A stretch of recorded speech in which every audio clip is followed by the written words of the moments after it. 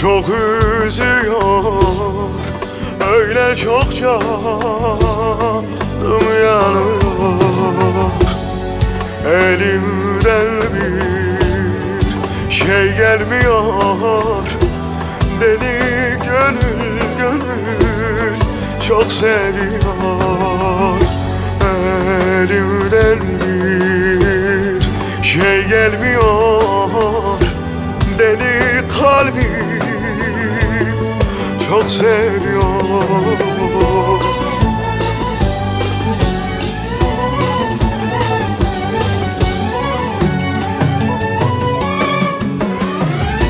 Sebep oldun, sebep oldun, sürgün yola sebep oldun. Nereden düştüm senin aşkına, bu başıma bela oldu. Güldürmeyip ağlatıyor, hayatıma sebep oldun.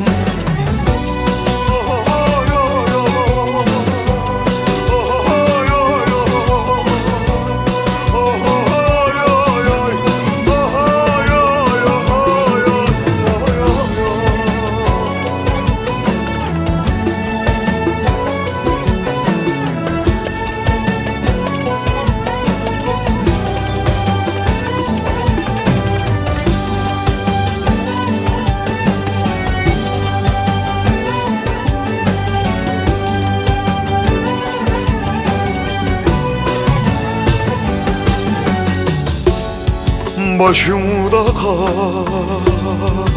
kara bulutlar, tükendi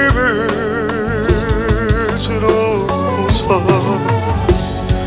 Seni sevmek suçmuş meğer, kahrediyor bu yasaklar.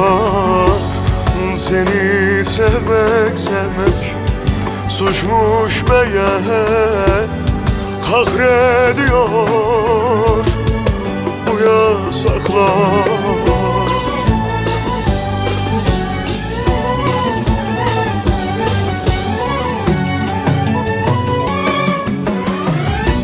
Sebep oldun, sebep oldun bu halıma, sebep oldun. Nereden düştüm deli aşka, dönüş yok, ne sebep oldun.